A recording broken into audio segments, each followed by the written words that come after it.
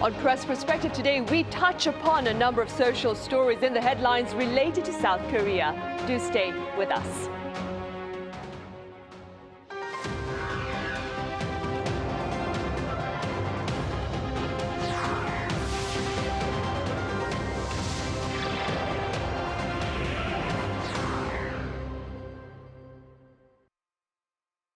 Hello and welcome to Thursday's edition of Press Perspective. It's August 21st here in Seoul. I'm Min Sunhee. Today we touch upon South Korea's efforts to expand its enrollment of foreign scholars, as well as an unsettling phenomenon driven by AI chatbots that is affecting people here and elsewhere. For more on this, I have Thomas Maresca with American news agency UPI here in the studio. Thomas, welcome back. Thanks. Great to be here. I also have writer Colin Marshall with the pundit's take on the day's topics. Colin, it's great to have you here. Thank you, Sunhee. Right, Thomas, we will start with you. So the New York Times has touched upon Korean universities stepping in with relief measures for foreign students in the U.S. whose academic pursuits, if you will, are being rendered uncertain by Mr. Trump's immigration policy. That being said, Thomas, could you start off by giving us some context behind the crackdown on foreign students on U.S. university campuses? Yes, so this has been part of just the Trump administration's sweeping changes across many sectors of the country, and it's part of a kind of this immigration overhaul, as well as efforts to concentrate more and more power in the executive branch, even kind of on an ideological basis. But you know, really early on in the administration, they started targeting foreign student visas to enroll in universities. Recently, I saw the figure, State Department said over 6,000 visas have been revoked, and some 4,000 of them are from alleged criminal offenses, but some of those are like driving-related things. I mean, some, I guess, are assaults. They say a few hundred are for alleged support for terrorism, and they've targeted students that were kind of just active in protests against the Gaza war. For example, a high-profile case was the Tufts University PhD student who was, seized by masked federal agents and put into detention, and then she was eventually released in May. But they also, embassies paused student visa processing as well pretty early on for a few months. And they've restarted, but they added some. They told prospective students they need to open the privacy setting on their social media accounts. They're going to be vetting students' social media profiles. I actually saw something in Korea. People are hiring these so-called digital undertakers to kind of scrub their accounts before they do visa interviews. State Department has also just targeted visas. They're aiming at Chinese students in particular, and there are travel bans on several countries in effect, like Iran, Afghanistan, so that's affecting it all. The administration also revoked Harvard's, it's called Student and Exchange Visitor Program certification, which allows Harvard to accept international students, over allegations of kind of anti-Semitism and other things on the campus. So these are all kind of piling up. I mean, several of these things have been challenged in court. There are different lawsuits in effect. But basically, the effect seems to be quite chilling. As of last year, there were more than 1.1 million international students in the U.S., by far the highest number in any country, and that's something like 6% of the student population.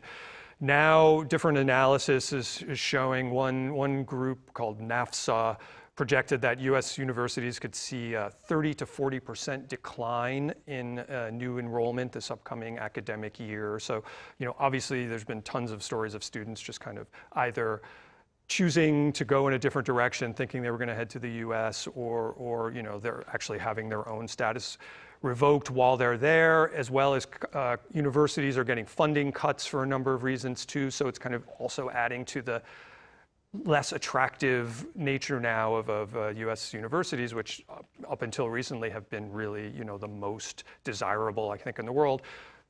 And as you mentioned earlier, Korea, among other countries, has already been trying to attract a greater share, but I think, sees the opportunity now where there's suddenly this whole new maybe cohort of students that are looking elsewhere from the U.S. Right, and staying with this, Colin, how do you explain Asia's enthusiastic efforts to enroll these students from the U.S.? Yes, the chaotic situation of foreign admissions in American universities could be Asia's gain, and specifically Korea's gain as well, because a survey we'll talk about later, on a survey we'll talk about a bit later, Seoul came up as number one, the number one city for foreign students, for global students to study in, for a variety of reasons that did express, in large part, a desire to come to Seoul on the part of many students in other countries, not primarily the West even, usually students in Asia, but all around the world.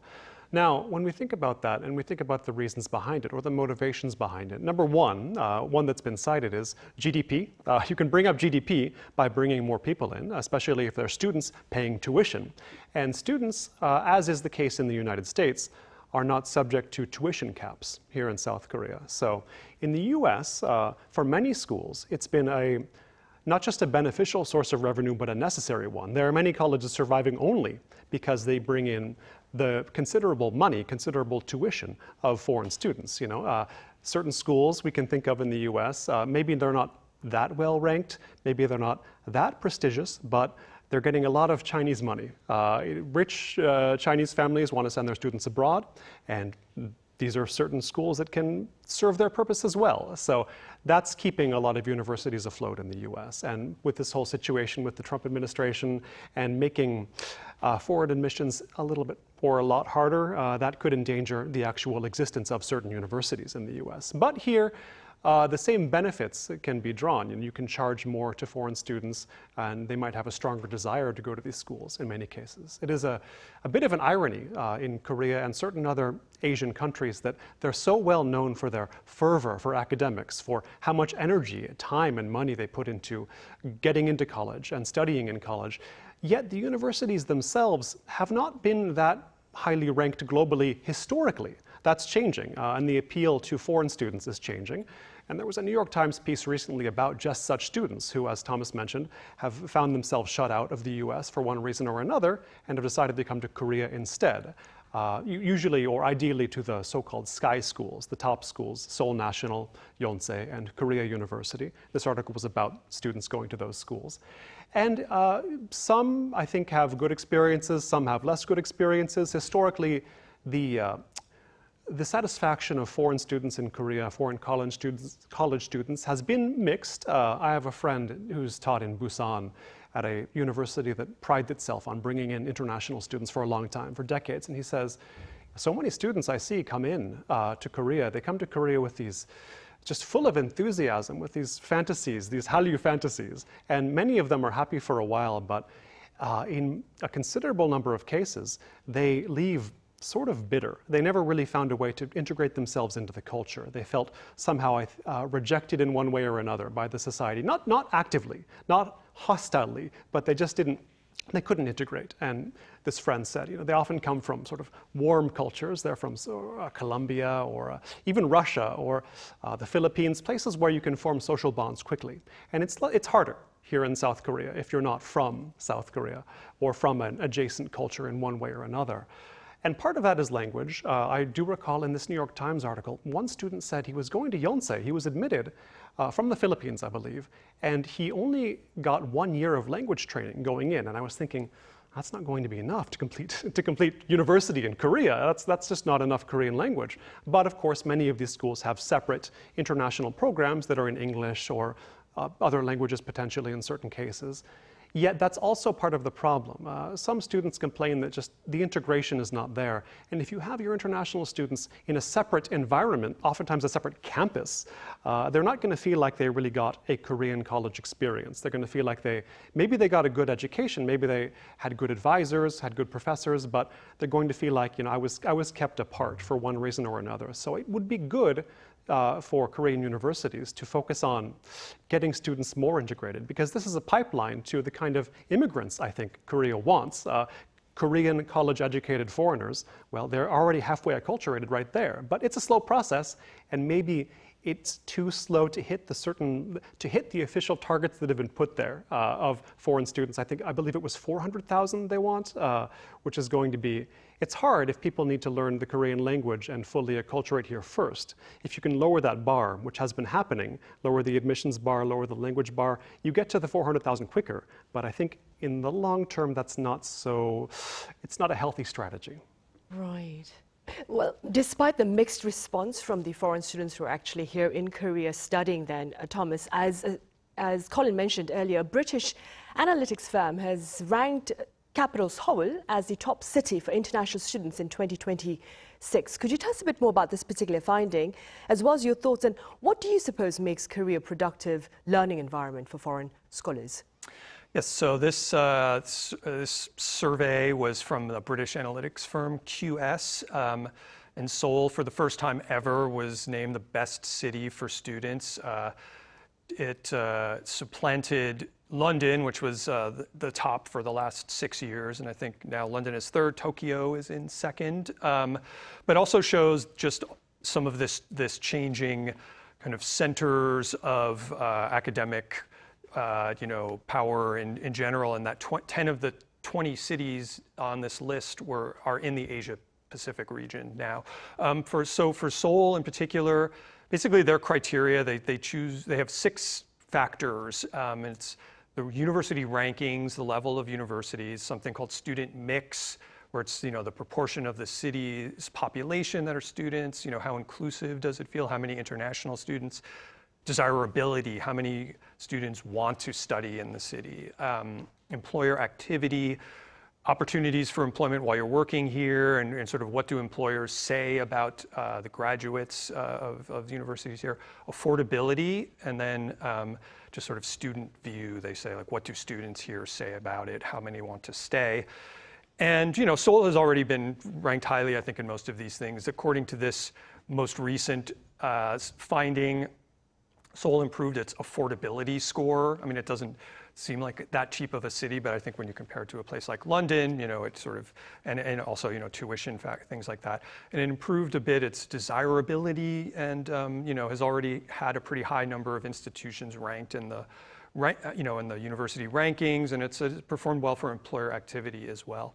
And so, as far as my takeaway from that, it's similar in, some of the, obviously a lot of the things that Colin touched upon. I mean, I can see the desirability of it. I mean, there's just, it sort of coincides, obviously, with Korea's just growth as a cultural magnet. And, I've seen it firsthand. I'm sure we all have anecdotal evidence of that, but I was visiting a friend who was teaching in Kuwait, and a number of her students, she was teaching Korean language in Kuwait, and so many of her students really were just so eager to, not just learn Korean, but study abroad, and, particularly in contrast to studying in the West. I mean, some of these places, as also Colin mentioned, students not necessarily coming from Western countries, but coming from other parts of the world.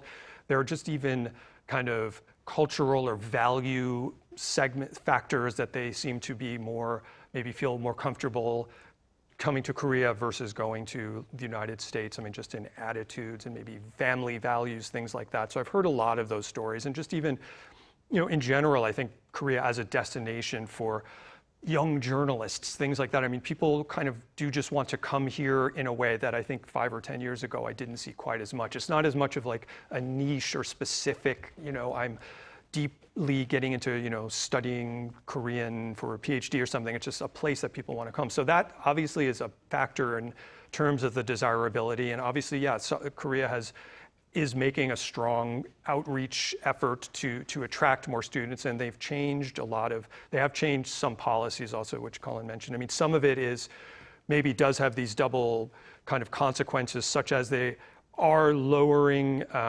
the Korean language requirements for some students, lower financial threshold for visas. They are increasing the part-time work hours, and there's some things like simplified path to permanent residency for something like STEM students. So these are, I think because the next step is something not only, drawing more students, but also, yes, this could be part of the solution to South Korea's demographic problem. So it is, how do you get students to stay longer? And I mean, that is a kind of a challenge on both ways. And I think that's going to be a focus, going forward as well. But right. yeah. Especially keeping in mind its shrinking workforce for sure Yeah. then. Colin, let's now touch upon another social issue of much concern, the phenomenon of AI-enabled delusion. That being said, let's start off, Colin, with the definition of AI psychosis or AI delusion, and how prevalent is this particular phenomenon? Yes, we can describe AI psychosis or AI delusion with reference to a sort of trend in media we've seen in the last couple of years, especially since the chatbots like ChatGPT or Claude or all these have become more and more popular. It has to do with how these chatbots in many cases are very, shall we say, encouraging toward their users, are very complimentary. They're very positive. Chatbots are positive. And if you've ever interacted with one, you know. They tend to say, oh, great question. Oh, I'm glad you asked that. Oh, you got it. You know, there have been, in ChatGPT's case, times where they've gone too far. With the ChatGPT 4, it was just lavishing you with compliments whatever you did. They rolled that back for ChatGPT 5, and some people got angry. But there was a concern there about this. When we talk about AI psychosis, AI delusions, it has to do with how if you have a sort of seed of psychosis or delusion, the AI, the chatbot, is not going to stop you. It's not going to correct you. And in fact, may, so the theory goes, push you down the line, push you toward more extreme versions of the belief you already held, which was not well rooted in fact or in reality or in the real world. And I think any of us who have used a chatbot can see how that could happen. But in these cases, it does seem when you read the stories that come out that the people who have been victims of this in one way or another were already in an unstable psychological place, and something else could also have triggered it if it were not a chatbot.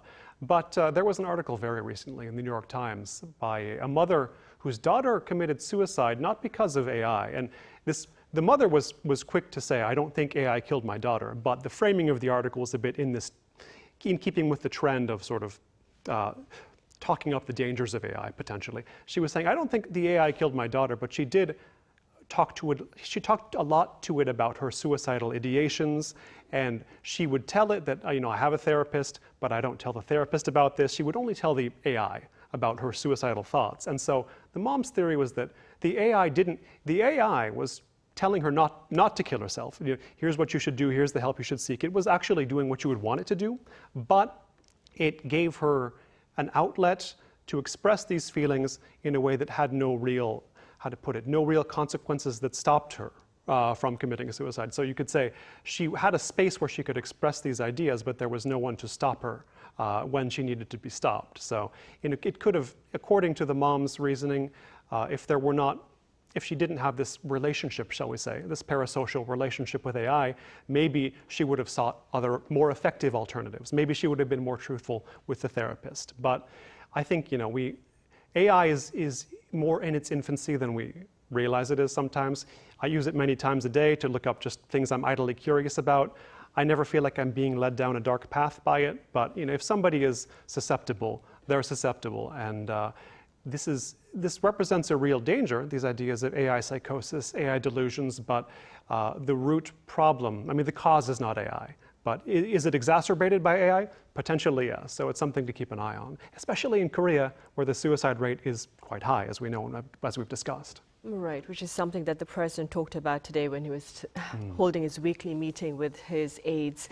Thomas, how are chatbot makers, if you will, working to address this particular phenomenon? Yeah, so they're, as Colin mentioned, ChatGPT just earlier this month talked about kind of rolling back this, ultra agreeability of its model. Like they did sort of tweak the, I don't know what you said, not programming, but the kind of like learning process or tone that it instructs the chatbots to have. So now, ChatGPT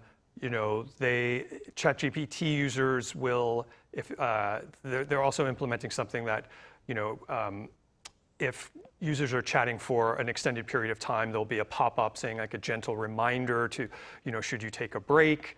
And, I think this idea that ChatGPT shouldn't give you the answer to a question, but sort of frame it in the sense of let's help you think this through rather than saying you should do this or you shouldn't do that. So they're kind of tonal shifts and, to not make it as, enthusiastically agreeable. Claude AI by Anthropic also, made some changes where the chatbot itself can end conversations that are deemed persistently harmful or abusive, kind of as a last resort measure. This is if users are repeatedly asking it to generate harmful content, and sort of not, refusing to change the subject. So the chatbot can cut off the conversation, but it's still, but it won't end conversations. And this also goes back to the article Colin was mentioning about users talking about hurting themselves or causing imminent harm to others. And this is one of those questions that came up in that New York Times piece where, if you're talking to a therapist, they actually have reporting requirements, legal requirements to, report if you are talking about self-harm or, harming others. And that's this area that, a chat therapist doesn't have. I mean, Anthropic also said they're working with a company called Throughline, that's like an online crisis support provider to help to help just develop responses to these prompts. But yeah, it still is in this such an sort of an infancy stage, and I think so much of Silicon Valley in general has always operated under this ethos of like move fast. It was the famous Facebook thing, move fast and break things. Where it's the race to get the technology out there. And I mean, I think we're certainly experiencing that with AI. Goes so much faster than just society's capacity to kind of integrate it. And, there are always these unforeseen kind of consequences about it. There's regulation type of things going on. I mean, in the US, it's more like on state level things where some states like New York require the chatbot to identify itself as AI. Illinois passed something recently banning therapists from using artificial intelligence for assistance with mental health work, but they're state by state, and that's another thing the Trump administration was really trying to eliminate, to totally deregulate state control over AI. Europe has probably at the most strongest regulations, this AI Act that sort of categorizes based on risk levels and requires transparency, human oversight, things like that. But yeah, it's still really in this very infant stage. I mean, it seems like every solution, new problems will pop up as this technology just continues to grow at such a quick rate. Right, and against this backdrop, Colin, what perhaps has been shared about ways to perhaps safely interact with AI chatbots? One thing I've condensed from all the advice given in these articles at the end is the important consideration is not to treat them as a human being. To remember you're not talking to a human being. It speaks in natural language, and that I won't say it tricks people, I won't say it fools people, but it can lull you into these, as I say, these parasocial rhythms, like it's a social relationship, but it's not. It's being used as a social relationship because it feels like one, but it's not. It's not a person, and so you hear these stories about people getting AI boyfriends and then threatening to kill themselves when the boyfriend gets taken offline and all that, or when they gets upgraded and the personality changes and all that. Much as predicted by Spike Jonze's movie Her about 12 years ago, I might add. But yes, it's not a human and shouldn't be treated as a human, and I think most people do not consider it a human because they see that's text on a screen. But this type of AI as we call it today, that's manifested in chatbots, things like that, it feels like a difference in kind, like something entirely new, but in this respect, it's a bit of a continuation of technological trends that existed before. The internet itself, in the old days, not that long ago, let's say 40 years ago, if you'd said, I want to marry my car, I want to have a wedding and everything, I'd like to marry my automobile. All you had to talk to was your friends and your neighbors and your family. They would say, pull yourself together. Are you nuts? You're not going to marry your car. Later, the internet came around, and you can find a forum consisting only of people who want to marry their cars as well. And they will all tell you, the world is wrong. We who want to marry our cars are right. And you get gassed up and we are right. Whatever I was thinking must be right. You can find actual people who are ready to tell you you're right about whatever you're thinking. That can be a good thing. You could be right. There could be a social cause that everybody is wrong about, and maybe a small group can further that. But you can also have a bad idea, and people can share that bad idea and make you feel like it's actually a good idea. And so can an AI do that. It's the same phenomenon in a way, it's just that there's no real person at the other end of the line. It's being generated, text. Impressively generated, but generated nonetheless. For sure, there is definitely something we need to think about some more as well. Indeed. All right, Colin, I'm afraid that's all the time we have today. Thank you so much for your time and your thoughts. Thank you. Thomas, thank you very much for your insights. Thanks. Right, that ends this edition of Press Perspective. As always, thank you for watching.